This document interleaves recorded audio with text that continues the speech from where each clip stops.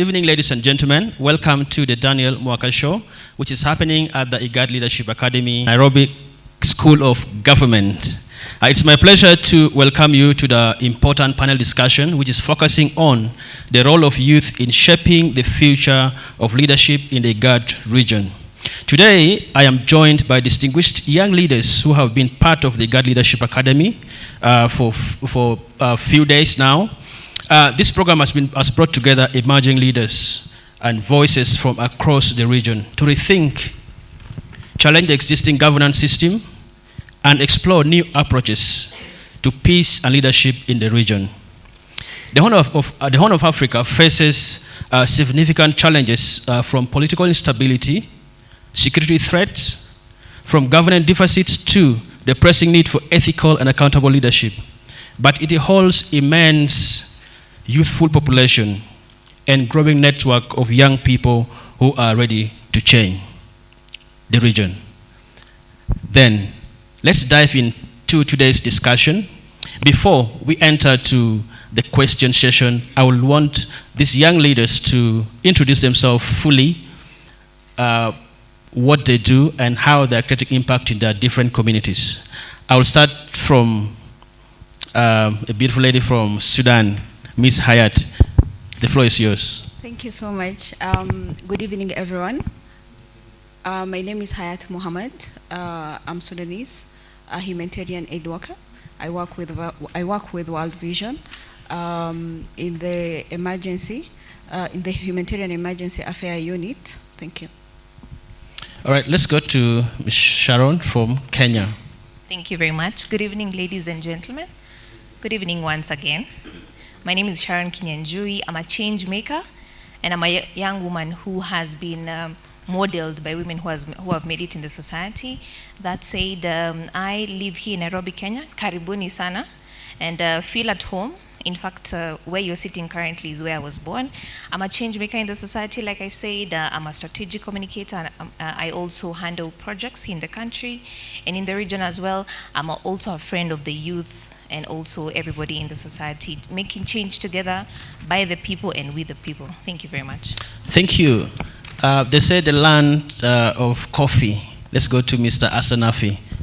Thank you. Thank you indeed for inviting me to this wonderful interview. Glad to have you all here. Welcome and good evening. My name is Ashanafi Mabratu. I came from Ethiopia. As my brother has said, the land of coffee, the land of human origin, and a lot of things. And the seat of African Union. So I am a lecturer of sociology as well as researcher at one of the GNT University in Ethiopia, the second oldest, Haramaya University. It is in the eastern corner of Ethiopia. Thank you. All right, then let's go to my brother from South Sudan, the tallest man in the room. Well, thank you very much, Daniel. Thank you very much, everyone who has come here. My name is Deng Kur Mading. I come from South Sudan, and I am the executive director of a national youth organization called South Sudan Youth Interface. I'm glad to be part of this academy. I'm glad to be part of this training, and I'm thankful for Daniel Mwaka. All right, thank you. By the way, this discussion, you will get it later on the IGAD Leadership Academy pages. Go and like it. Go to the YouTube, to Twitter, LinkedIn, and all social media platforms so that you'll be able to get updates from the IGAD Leadership Academy. And this discussion here is, of course, supported by IGAD Leadership Academy. So I'll go straight to my brother, Mr. Denkur. How has your journey with the IGAD Leadership Academy shaped your perception or perspective on ethical and transformative leadership? First of all, I would like to express my gratitude to IGAD Leadership Academy. For the last 3 days, we've been going through a number of lessons, and I think these are lessons that are meant to shape our leadership values, but also to empower us on what are the next steps and approaches that we can take, as young people in the IGAD region to make transformation in our own different countries. For the last 3 days, we've gone through a number of lessons, but I would say out of all the lessons, one particular lesson still sticks to my mind today, and that is the fact that the IGAD region, being the very essential region in African continent and the whole world, is going through a number of challenges. And those challenges are being managed slowly by slowly. We could say some few years ago it was a bit worse off than now, but we could say today the IGAD leaders are trying to put something in place, at least a promise for the young people that tomorrow is going to be different. And what I've learned so far is the fact that in as much as we recognize the progress made, we also see that there are a number of challenges that are still persisting. And these challenges are rooted in the fact that we still find ourselves under leaderships that do not put the interests of their people first. And this has caused a lot of problems, whether it is, it results in violence, whether it results in corruption, whether it results in the fact that most of the leaders do not respect the constitutional principles of their own home countries. It is all centered in the fact that leaders do not put interests of their people first. And so we've learned that the best way we could go, which I actually agree, is the fact that we must grow as young people into leadership by learning how to put people's interests first, whether it's within our own communities, within our own youth organizations, within our own families. We must be driven, and our actions must always be driven by the fact that other people's concerns and interests and feelings are important to progress in the society. All right, thank you very much, Mr. Deng. And of course, this academy is to transform young leaders and build them to be accountable, ethical, and transformative leaders in the IGAD region. Let me go to Sharon from Kenya. Some of the major challenges that the region is facing is corruption and misuse of power. What practical step can emerging leaders like you take to ensure that this is reduced or stopped completely? Thank you very much. I also want to first appreciate the participants and the delegates who have joined us today. They say showing up is appreciating people who you are with together. So really thank you for that. And also the facilitators and the organization IGAD bringing us together here. So appreciating them to bring us together here today. Delving to the question at hand, corruption and misuse of power, we can all acknowledge that it's an ailing element in our society. Corruption kills, and in fact, one of the drug authorities here in Kenya called NACADA, they did a research and said that corruption kills, and it's like a cancer. Right? So that said, we can now start to appreciate how this is such a critical part of our society that needs to be eradicated. Corruption and misuse of power needs to be in the past and not the present and in the future. So that said, what are some of the ways really that we have seen and leaders should really emphasize on? We need to lead by example. We need to lead from the front by example at an early age. It starts from home, it starts from church, it starts from the community, and once you embody that character of honesty and integrity, mark my words, people will follow you, they will emulate you, they will always know that you have a legacy that you've left, even if you're alive still. Another thing really to just say is we need to address this ailing element in our society. And as a leader in the society, I call upon everyone here to support every aspect of corruption and misuse of power and address it instantly. One of the things, and especially here in Kenya, and allow me to use an example, is our young people now known as the Gen Zs. They have been known and famous for calling out the leaders in the society. How about we call out this ailing element? How about we call out this element that is killing our society as early as now and not tomorrow, just to ensure that our leaders are accountable. Again, I'd like to also say that it will be best to hold the hands of everybody in the society to implement what needs to be done in the society, just to make sure that we eradicate corruption, we eradicate the misuse of power, and call out the leaders. We know that this is affecting our generations. We know that it has already affected our generations. What are we doing about it now as youth, as young leaders, and even our parents? We have the general elections coming up here in Kenya, and perhaps in many other countries sooner than later. And what I'm admiring the most about the youth of today is calling out the leaders as it is, and even our parents. We're now challenging our parents. We're now challenging our sisters and brothers. Let us do the right thing at the right time, and also just emulate the leaders that we have seen are of integrity. Kofi Annan is known to be of integrity, Wangari Maathai as well. We know the first leader of Liberia, she's a lady, and she's full of integrity. I would like to also say that the change starts now. We need to eliminate corruption and misuse of power as soon as it is.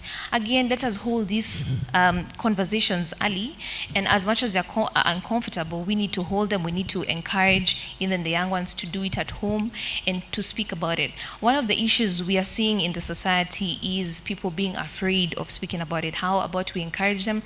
We bring spaces like this together. You will be surprised of how much people hold dear into their hearts to say, to do, and to lead. Thank you. Right, thank you so much. Before I go back to the audience, let me go to my brother, Mr. Asenafi from Ethiopia. And Sharon just said that we are the leaders of today, no longer for tomorrow. Most times when politicians come to young people, they say, you are the leader of tomorrow, you're the leader of tomorrow. But we say the leadership starts today. So Mr. Asenafi, as a young person, how do you envision the future of leadership in the IGAD region, and what should be done today to prepare for the future? Thank you so much. As we all know, our region is having a large proportion of youth. The majorities are youth. So where are these youth? Are they in the right track for the region that we need youth to contribute? So it's not.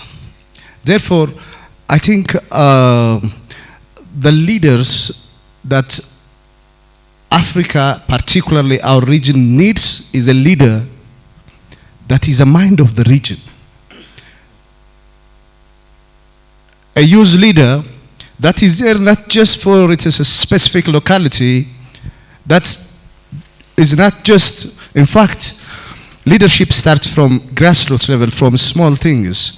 But as member of this region, we need to have a youth leader that has already envisioned himself, that has already built himself as if he is the mind of the region. So, as we have said time after time about transformational leadership, so when we come to envisioning, these leaders in IGAD region, we need transformative leaders.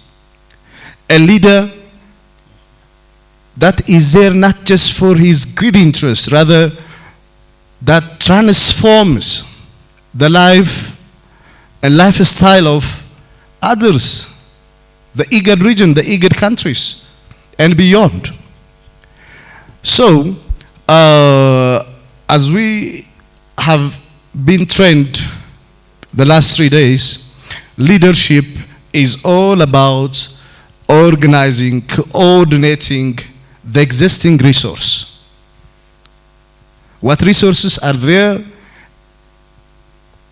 How am I going to use those resources? Human or other resources? And how am I going to use the strategies that a youth leader need to follow? And what am I aspired to bring at the end? So I think Professor Shinoda has given us one very insightful training about these transformative leaderships when he talks about the golden rule of senior. This is answering these three questions: how, why, and what. So I believe that our region needs a youth that clearly understood their potential, that clearly see well themselves, and that clearly see and understood the issues of their region, their community. Therefore, I envision the region's use to become a transformative force, a change agent with a qualities of its ethical, open-minded, and brighter kinds of setup. Therefore, I think I'm very glad to be here, especially, I mean, the organizers, IGAD. You really instigated unforgettable values to this cohort, and that's not something that we forget. So, youth need to think of what legacy they are going to set in their region. Okay?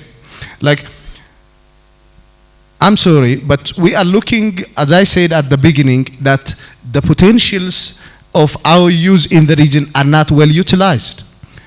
So these potentials need to be well utilized, well coordinated, and therefore youth leaders need to understand this thing very well. Yes. I think that's a wonderful submission. And I think the reason why this academy is established, because I believe that IGAD has seen that there's a lot of leadership gaps in the region. And that's why they said, well, let us start by transforming young people and instilling values in them to become accountable, ethical, so that they can deliver and develop the region as well. Let me go to Hayat, then I'll go back to Mr. Samuel. Hayat, what is the biggest obstacle? Sometimes young people complain that we are not being recognized, the elders don't work with young people. So what are the biggest obstacles preventing young people in our region from stepping into leadership? Thank you so much. Thanks so much. Let me start by appreciating the IGAD leadership for this wonderful program, the sponsors, and also the facilitators, and my fellow youth representatives. One of the biggest barriers, I think, that has created the biggest impact on the youth is that when we look at our region, there is a challenge of systematic barriers, whereby, like, when you look at the systems and most of the organizations, they focus mostly on the people that they know, and also opportunities are given to the people who have been on the system for a long period of time. That hinders the youth to dream, and also it creates an obstacle for them to push for change, because in most cases the youth are silenced. And also fear of failure and criticism. When we look at our social media today, like most youth fear to speak because they are criticized, and once you're criticized, if you're not strong enough, you can lose your abilities. And also most of our youth today are very educated, and they are very well informed, but they lack those opportunities because the people who are in the system often don't speak about the opportunities, and also that has made the youth to lack confidence in themselves. Thank you. All right, thank you. Of course, this discussion will not be meaningful if we don't engage the audience. Let me go to Mr. Samuel to engage our audience on what are their perspectives and if they have some input to give in. Thank you so much, Dan. And I must say those are brilliant comments from the panel. But I am drawn to the particular question that you asked Sharon on corruption. And the backdrop of the idea behind IGAD Leadership Academy was the realization that this region has a huge leadership deficit. And in my own view, it's because we are struggling with the generalization of unethical leaders. And during the curriculum validation, one of the scholars, Professor Mashari, asked, how do we create an ethical leader, a leader who is ethical? And how do we make an unethical leader ethical? How do we create an ethical leader? A leader who embraces the concepts and precepts of ethics. Thank you so much. Now, that is quite a difficult question, because just like any of us, leaders keep on choosing daily. They keep on choosing and making choices that affect their personal lives, but also that affect the people that they lead. Now, how do you start influencing someone's choices on a personal level? I think that that would take more than just inspiration. I think that it might even actually mean that it is a personal commitment for that person to be ethical, that they would indeed become and even adhere to the tenets of good leadership. So for me, I think that there might be no formula as to how to get leaders, especially in my country, in this region, to be as ethical as we would want. However, we can start, and this has been quite one of the things that has been recurring, that we can start by telling ourselves individually that we can change, that we can do better as individuals. And maybe we can start doing that to our friends. And that way we create a movement, if not a group of young people that actually value these tenets. So in the end, you can have an entire system that is corrupt, replaced by young people that have taken time to be grounded. Thank you so much. Thank you so much, Ambrose. There is, the other issue of adherence to the rule of law.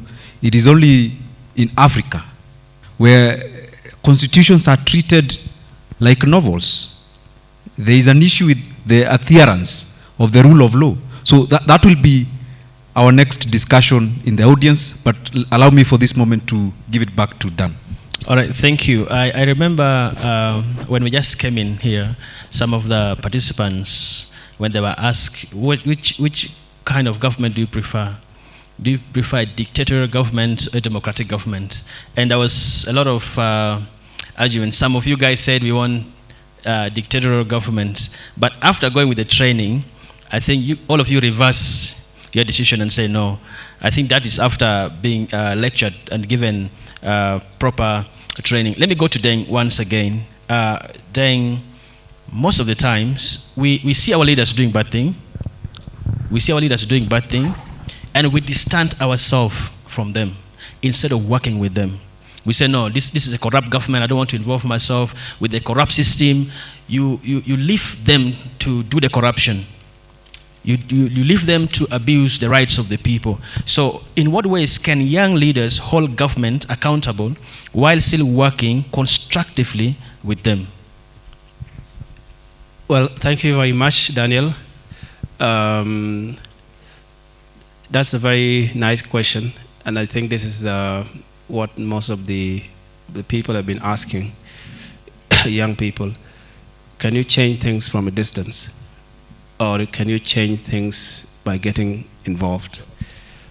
And I think the most formidable answer to this would be the fact that if you're sitting here today, let me give an example of you sitting in your chair, and someone brings food here and put it on the table. If you don't take a step to go and eat that food, you can even die in that chair while the food is before you. This simple analogy tells us that for us to change things in our country, whether in governance issue or to hold leaders accountable, we cannot hold them accountable from a distance. It is very important that we get engaged in decision-making level, whether this is by joining political parties, whether this is by creating avenues where we can express our voices, whether this is participating in the constitution-making process like what's happening in South Sudan. Young people need to get physically involved, mentally involved, and even spiritually involved in the process of nation building. And by doing so, we can have the reforms that we desire, than sitting back and expecting other people to make those changes for us. So I think real involvement of the young people would bring about the leadership that we desire, not only in IGAD region, but throughout Africa. That is a responsibility we should exert and we should do with a lot of commitment. All right, thank you. I'm saying this because a lot of young people, the government sometimes intimidate young people, those who are outspoken, those who challenge the bad things that they're doing, and we tend to retreat back because we are scared. Again, we have the same young people who are becoming perpetrators, who are trying to work with the people who are trying to abuse people's rights. So I want to go to Mr. Samuel to talk to my colleague from Ethiopia on his opinion. I just want to retreat back to my question on the adherence to the rule of law.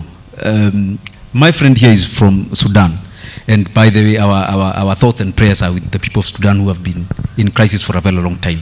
But it is highly likely that the instability is attributed to failure to adhere to the rule of law and follow the constitution. And one of the key things that the cohort has been taught here is to embrace the rule of law and stop treating constitutions like novels. How do you enforce law in a country and try to avert some of the risks of war that you have in your country? My brother. Thank you for this opportunity. I am Abu Bakr from Sudan. As we know, in spite that Sudan is rich in sources, rich in history, rich in that, it burdened by conflict and crisis. I think this because we don't apply rule of law, and that's because of corruption. The grassroots of this problem in Sudan, I think, because of lack of awareness, lack of constitutionalism, lack of oversight of our law. Okay, it is also there is a problem that we don't accept each other in Sudan. We have racism, we have ethnicity, and that's things. And that leads to these conflicts and crises to be unlimited and in a circular way. Okay, I think we have to work on awareness of population so that they have to accept each other's, so that we have to be committed to our rules, our constitution. Now Sudan go through that. It will be divided to two constitutions because of two parties of the conflict, and that is bad way, and that is lead to more crisis and more conflicts in Sudan. I think it is the only way to get out of that by awareness, and that can achieved by leaders, and that achieved by our accepted our people, accepted each others, and that we can go through out of this conflict. Thank you. Thank you very much, and we hope that your country will be able to regain stability and enjoy the wealth of resources that you have. Before I give it to you, Dan, and this will be perhaps my final comment from my side, and you mentioned it that when we were having our discussions, a couple of cohort participants were of the view that it is good that as a region we embrace people we call benevolent dictators, and I'm not going to mention them for obvious purposes. And we had, after rigorous training, discourse, brainstorming, some of them were converted, but one was not very sure about his conversion. So, as I throw it back to you, I will join my colleague from Somalia who will tell us whether he was converted or not. Daniel. All right, thank you. They confessed at the end that they need to, they have converted, they prefer democracy, and that was a good thing that all of us, Sharon, when you become a leader, the president, you will not be extending your terms. Illegally, yeah, it's like you're extending the problems of the people. We are saying this, we are not saying that the leaders in the IGAD region are doing something. They're doing great. They're doing very good things, and we are seeing them practically. But still, there are other things that we think that they should put more effort to make it more, to make the region more safer and appealing to everyone. So I want to go to you, Sharon, on this. If you could advise the IGAD or the member states on one governance reform that would directly impact regional security, what will it be? Just one thing that will impact regional security, so that IGAD region can be a safe place for all of us. Thank you very much for that question. Quite timely, because security is one of the things that we hold dear the most, because if we are not secure, then the generations of tomorrow are not secure. One of the things that I'd encourage the IGAD team and able good people, is to tap into local networks. It starts from the ground. We have quite a lot of talent and think tanks and able persons who are in each particular grassroots area. They have solutions, it comes from them, it ends with them. So again, if you map out majority of the places in all these countries, you'll find their leaders, youth leaders, women leaders, and able leaders all together who have, think tanks or portfolios of solutions with them, engaging them regularly. And we always talk about local content. That means tapping into the local networks and opportunities that lie dear with the people who have been there already, who will be there already, and who will exist from time to time. So that's something I will continuously encourage every regional think tank, institutional organization. And I'd like to give an example. Whenever we're talking about peace and security, we have networks where we always encourage women to be part of the team, youth to be part of the team, and that's why we have whistleblowers at each and every opportunity and point.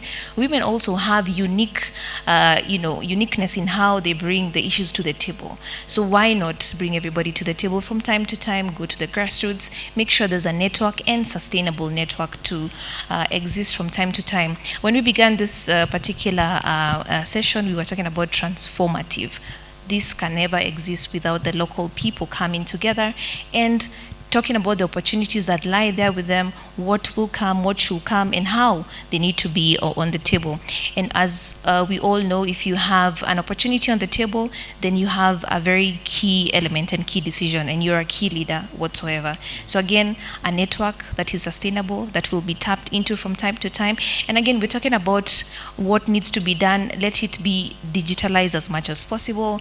Let us also access this particular network from wherever point in time that we are in, so we can see the solutions that are there, how many people are implementing them, what needs to be done. We always talk about a global village. So how about globalizing every network that we have in the society? And this is what I'm calling IGAD to do, if it has not done already, so that even if I go to another country and region, then I can always contribute, and this will inculcate into the society eventually. Thank you very much. All right, thank you. Let me go to Hayat from Sudan. We have seen the region has a lot of problems. Sudan right now, it's disintegrating into two. For the past few days, we hear another government has been formed. This could happen in any state.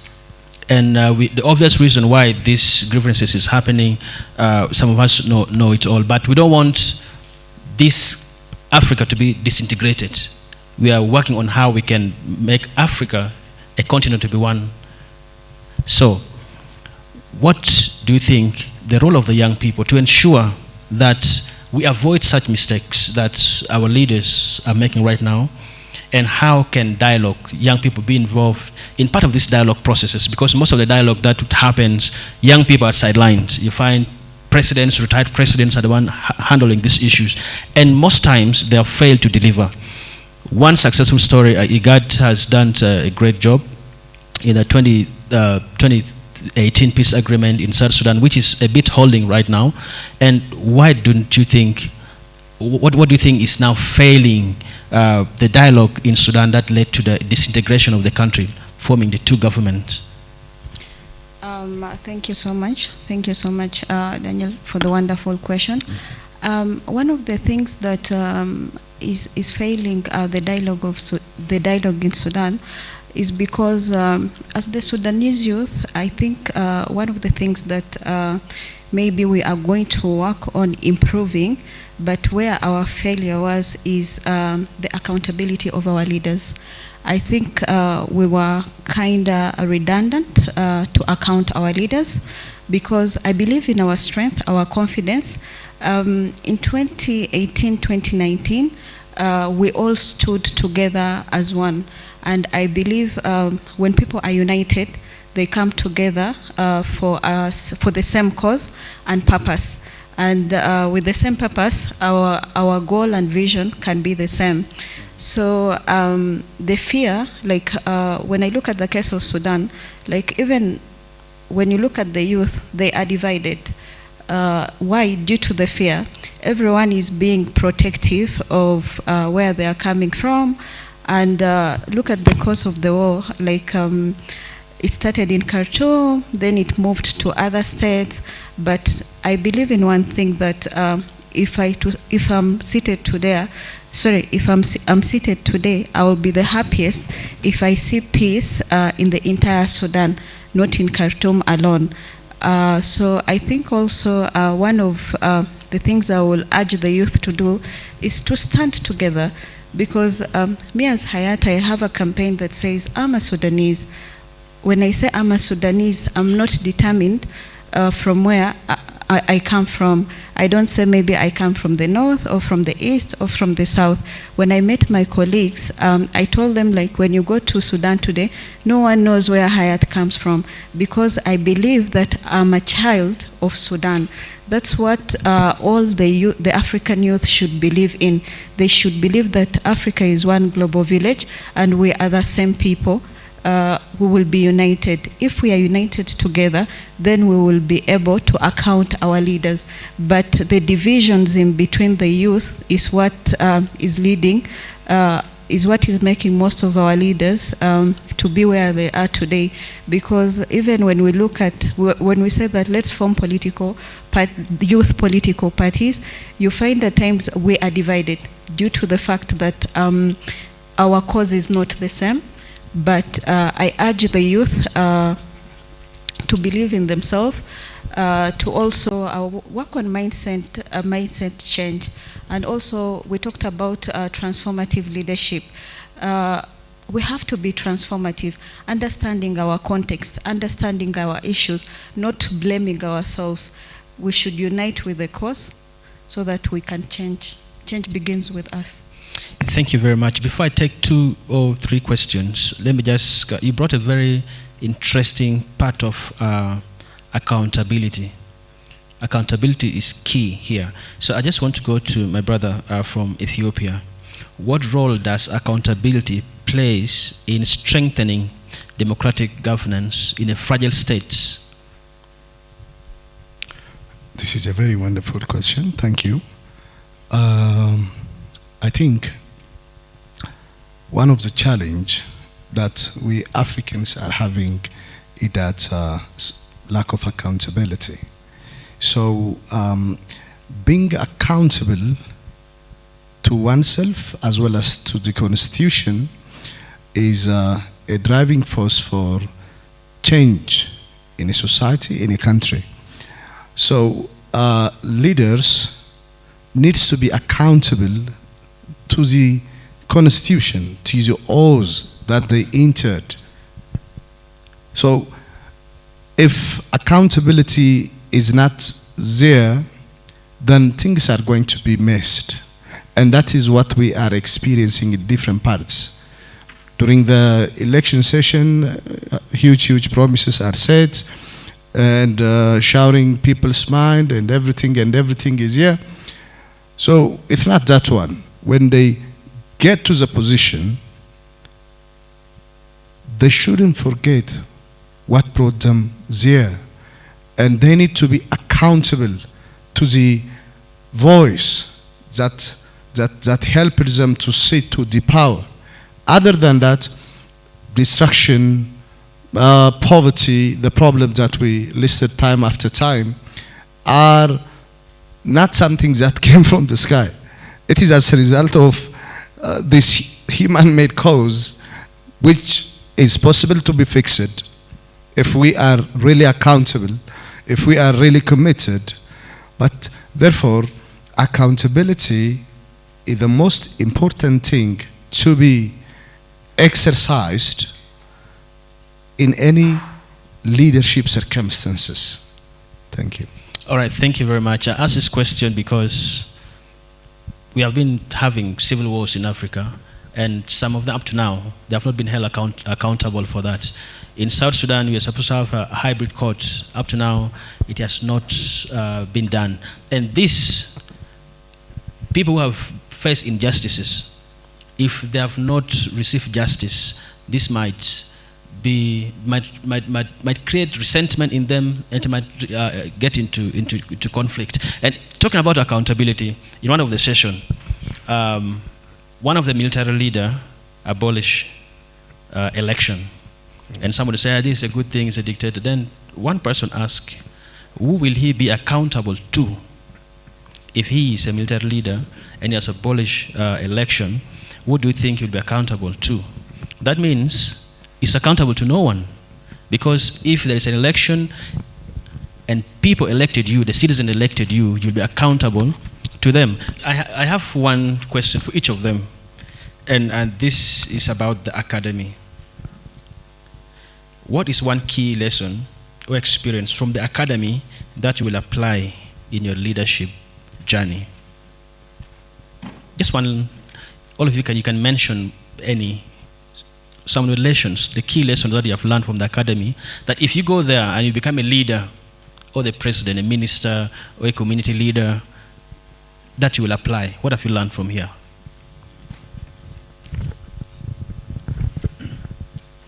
Well, thank you so much. I've learned a lot, as I said a short while ago. But basically, there's one thing that I've also learned, especially from the three professors and one important scholar. I would say he's a great scholar, given the fact that he has written a lot of books and he has had this journey of leadership,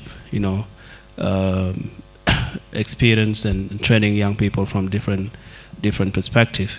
And now he's heading the Kenya School of Government. In his speech, there were touching stories, and I will not go deeply into those things. What I would just wrap up to say is basically that the academy has brought us to a space where we have shared our ideas, but also we have seen the potential, areas that we can excel in, and how best can we approach these areas. Because, coming from different countries within the IGAD region, we are operating in different contexts, all of us. Those situations require us to also apply different approaches. An approach that you want to apply in Kenya today cannot be applied in Sudan or in South Sudan or in Somalia. An approach that you are applying in Uganda also need to be quite different from one in Ethiopia. And that basically begs the question that all that we've gone through, the lessons we've learned and the values we've seen as the basis of leadership is where we can pick from. And there are some values that need a young person in transformational context to be more consistent with his or her ideas. There are situations that need you to be more persuasive, and there are situations that need you to be more consultative. So with all these approaches, I think we can have a better outcome in whatever we expect to do. So I think the Academy has really given us not only an inspiration, but also has given us the power of the voice to influence situations in our countries. And that is something that we have to be always very grateful to the IGAD leadership, the IGAD Secretariat, and the Kenya School of Government, with all the rich wisdom that we got from, I would call him an uncle, Professor Noura. It was really very instrumental, very inspirational to all of us. And the three professors that gave us their wisdom and a lot of their knowledge. Thank you. Let's go to my brother. What is one lesson, key lesson that you have learned from the Academy that will apply when you become a leader or when you go back to your country? Okay, thank you. I learned a lot of things, but to mention just one, to become resilient. That there are lots of ups and downs in the process of leadership, especially as a youth. We know to cute our paths whenever we encounter challenge. Challenge builds leader. Therefore, we need to have the stick and the strong shoulder in order to finish our race, in order to reach the last line of our goal. Therefore, being resilient for these young leaders like me is very essential, and I will definitely apply. And as one of our trainers said, shame on you in advance. We are going to call upon, and we are going to see you tomorrow, and we are going to say you shame on you in now we are going to say you shame on you in advance if you are not fulfilling, if you are not becoming the leader that Africa aspires. Therefore, I can say this is one of the big lessons that I learned and will apply in my leadership path. Thank you. Thank you, Asanafi. Let's go to Sharon. Thank you very much. Now, I sit here with so much gratitude. I cannot forget to say that. And the human being remains to be the most and the best creation that the face of earth has seen.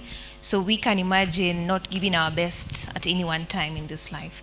So we are and ought to have the best footprint that man has ever lived. And that's something that I learned in this particular session or sessions across this week. I also would like to add a bit of character into the footprint, because when you have a best character, today, tomorrow, let it never change, you will be amazed in what a human being can do if they put their best foot forward. So that said, I've learned to have the best character that one can ever have, not to change it tomorrow because the situation suits another character that I need to bring forth. And this is something that we see in a chameleon when it changes differently. I know it does that scientifically, however, we need to make sure that we ourselves remain true to ourselves and the best version of ourselves that we can ever be. And also calling upon everyone who will be watching and seeing this particular session to always have their character at heart, carry it with all their best, and just also make sure that as a leader, people are watching you. If you're doing it for yourself, just imagine a 3-year-old or 5-year-old or anybody in the internet watching you, emulating you, saying that this is the person that I'd like to be. So how about you do it for yourself and also do it for others? Leave a footprint that everyone will remember and will remember for the best. Thank you, Sharon. Let's go to Hayat. Thank you so much, Daniel. I think there are so many things that I've learned, but one thing that I will take with me and I will teach the youth back in Sudan is to lead with integrity. They should stick to their morals and also be courageous in terms of making decisions, because I believe in one thing: you should try but not fail to try. Thank you. Thank you. I think the most important thing as well, you'll come in, the most important thing that IGAD has done, Leadership Academy has done, is to bring you guys together. And I'm sure most of you, you have not met each other before. Most of you met here in Nairobi School of Government, which is one of the best thing ever. Now, if you go to Somalia, you'll just call your Somali friend. You go to Ethiopia, you have somebody to call, and that's the most important thing. And also, of course, we thank the Japanese government for putting all this together, bringing more young people, and this is so transforming. I was with a cohort one friend in Kampala, Daniel Lutaya, and he's doing amazing, and we had a very fruitful discussion. So this is the spirit that the Leadership Academy is doing, so that when you go to any location, any country, you are building bonds, and this is how leaders are being made. Yes. Thank you so much, Daniel, and those are really reflective remarks from the panelists. One of the things that we were taught by Dr. Nyambura, the Academy's director, is the issue of time. Since time is far much spent, I just have two gentlemen here who I'm going to give 15 seconds each to respond to the question that Daniel asked. What are you carrying home? I think what I'm carrying home is that Africa, specifically IGAD, has a lot of potential in terms of leadership. I can see young people who know what they want. And it is incumbent upon us as young people, just as you've said, we are the change. We do not expect that the old guard will change the status quo. It is us to take up the baton, and in taking up the baton, in as much as we are trying to change the leadership, we should also try and change the mindset of our people. Let us go to those young people and tell them what we've learned in this academy. Thank you. Thank you very much. Changing the mindset. 15 seconds. What are you carrying home? My name is Ben Gashoki Mukono from Kenya, and what I'm carrying home is a lesson that what happened in Kenya in terms of a change in the way of thinking of young people is because of the type of education that young people received from the 2002 all the way onwards, because young people really went to school because education was made free. Now, what IGAD is doing is something similar to that. They have started educating and inculcating leadership skills to young people. And it is just a matter of a short time whereby these young minds which are here will be able to impact in their countries. So whatever is happening here will be seen and will have impact even in the long run. So guys, we are on the right track. Thank you. Thank you very much. Dan, from this amazing audience, it's a wrap, and we want to appreciate you for allowing us to enjoy your show. We've learned, we've enjoyed, we've interacted, and we've brainstormed, and we can't wait to see what the future of IGAD did. Thank you very much for being an amazing audience. Please, a round of applause for yourself. And thank you so much to the IGAD Secretariat and the IGAD Leadership Academy for this great opportunity. From the audience and from myself, thank you so much. All right, thank you, Mr. Samuel, for engaging with the audience, and to my amazing panelists, thank you for sharing your insight. It has been helpful. We have seen what you have gained from the IGAD Leadership Academy. We have seen potential in you, and we believe when you go back home, it should not stop with you. Continue spreading the good news, and continue living an exemplary life, because you're a leader already. And we're saying this, the future of leadership in the IGAD region does not belong to the next generation. It belongs to this generation. And the question is not if you will lead, but how will you lead? That's the most important thing. How are you going to lead? Yes, from me to you, thank you, IGAD Leadership Academy, for this. Thank you so much, the Japan government, for supporting. Thank you, the Kenya School of Government, Nairobi branch, for having us here. We appreciate it.